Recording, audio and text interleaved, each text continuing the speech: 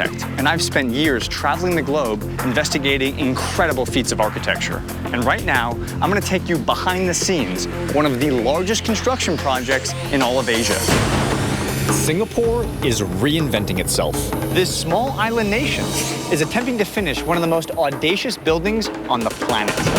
It's the country's first casino, 3 skyscrapers, covering 9 million square feet, and topped off by an engineering masterpiece, the first ever Sky Park. Longer than 3 football fields, with gardens, swimming pools, and restaurants, all higher than the Seattle Space Needle. We're actually in the pool right now. We're in the pool. This is the view from the pool.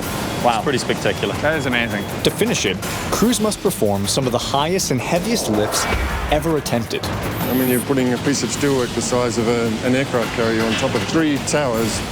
Tackle one of the largest paint jobs on the planet. You would never do this in America. And erect one of the longest cantilevers in the world, 200 feet out over nothing. Oh my God, that's enormous.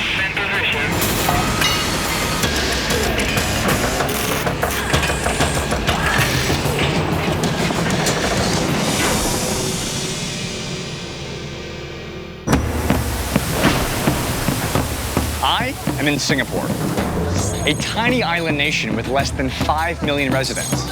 In fact, the entire country is smaller than all of New York City. Located at the southern tip of the Malay Peninsula in Southeast Asia, the main island of Singapore is both a city and a country, one of the most densely populated in the world. Culturally speaking, it's a somewhat strict and buttoned-up environment.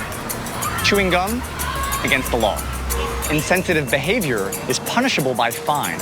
And if you're caught vandalizing a building, you quite literally get hit with a stick. But despite this conservative cultural backdrop, Singapore is attempting to reinvent its image by doing something totally surprising. They're going to open a massive casino. With no natural resources of its own, Singapore is risking $5.5 billion in hopes of cashing in on the gambling boom exploding across Asia. It's a pretty significant gamble because for Singapore, you've never had gaming before at this scale. You've never had a resort at this scale. Yes. You're taking a kind of a major leap. Yes, it's certainly a transformational project for Singapore. Where you hope to actually not just double, but triple. The tourism receipts. That's big. The centerpiece of this giant transformation, the Marina Bay Sands. One of the biggest and most expensive casino complexes in the world. Unlike any hotel and casino ever built. Rather than just being kind of a traditional hotel and casino that we might find in Vegas, instead, we have a museum, you have theaters, you have retail, you have a casino, massive convention center, 3 incredible hotels, and all of that capped by the first ever Sky Park. That is absolutely right. The Sky Park on the very top will become the icon of Singapore, we think. In a move that has never been done before, world-famous architect Moshe Safdie put a park across the top of 3 massive skyscrapers. An 1,100-foot-long urban oasis with tropical gardens and one of the longest swimming pools on Earth. All of it perched 55 stories above the ground. So, Brendan, how do you describe a Sky Park to people? I mean, it's just a fantastic structure. I've never seen anything like it. I mean, there's 3 55-story towers, and you're putting a piece of steelwork the size of an aircraft carrier on top of it. So it's quite a feat. And there's a park up there. There is. Well, there's more than that. There's observation decks and swimming pools and restaurants and all sorts of things. So it'll be a little city in itself. The biggest challenge for builders, lifting 7,000 tons of steel, which is more than the main span of the Brooklyn Bridge, on top of 3 650-foot-tall buildings.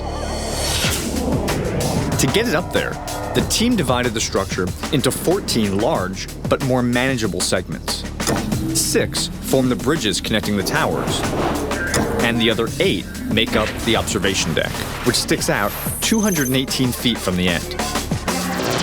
And right now, crews are about to lift the second-to-last bridge segment, a massive 350-ton piece that will hang between towers 2 and 3.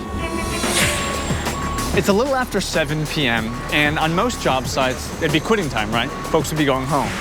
But here in Singapore, we're about to begin one of the most critical lifts in the entire project. That bridge segment right there, an over 356-ton chunk of steel, is about to get lifted up over 650 feet in the air. I mean, you know, in principle, this sounds crazy, right? Yes.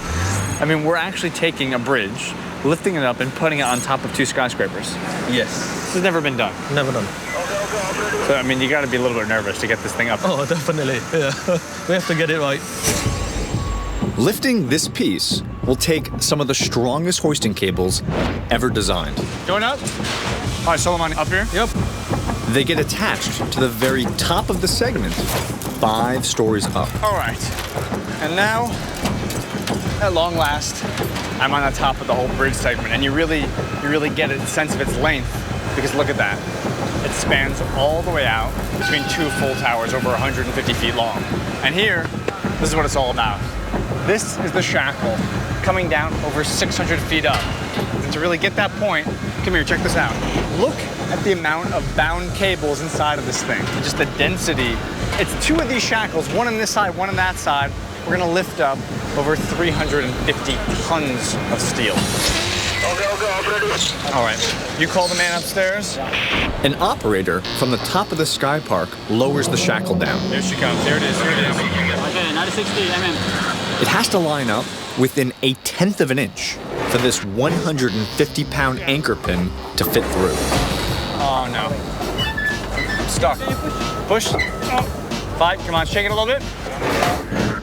Hammer! Give it to me, Poppy. Out here. You ready? Here I come. Once the pins are pounded into place and the shackles are connected, there is one final step to make sure that the load is secure. Woo! Overnight, crews test the connections for 12 hours by hanging the segment just 4 inches above the support. If everything looks good, it is ready to go up. Okay, Solomon, she's floating. Yes. 4 inches off the ground. Ready for the lift? Yes. How's the wind? If you can see it, it is swinging. And if it swings, it might hit the building. So when the lift begins, the concern is in a strong wind, like a pendulum, Yes. it could move and actually hit the building. Yes. It's that close to the building? It is very close to the building. Because of the curvature of the towers, this piece must pass within 10 feet of 2 glass skyscrapers on its way up. Any wind over 5 miles per hour is enough to call off the lift. So are we good? Are we ready? Yeah, good. So it's now okay to go. Typically, crews would use tower cranes for heavy lifts, but this segment far exceeds their capacity. So instead, engineers are borrowing the technology from a different kind of construction, bridge building. Even the most powerful tower crane can lift about 20 tons. This thing weighs over 360, not an option. So they went with something called a strand jack. And to understand how it works, imagine 2 hands or clamps holding a rope. One hand locks the rope, the other brings the rope up, grabs the rope, goes back for more, brings up more rope, and so on and so forth. Strand jacks work on simple hydraulics. A bundle of 22 half-inch diameter cables passes through 2 clamps. The top clamp grips the strands and moves up almost 2 feet.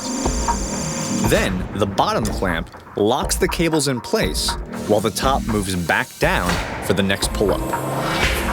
It takes 2 enormous strand jacks to lift this segment, one on each tower. Combined, they could lift the Statue of Liberty. It's the first time that this technology has been used to make lifts this heavy from the top of a skyscraper. Tony? Danny. Welcome, Danny. Good to meet you. Good to meet you. Tony, where am I standing right now? Well, you're on the Sky Park.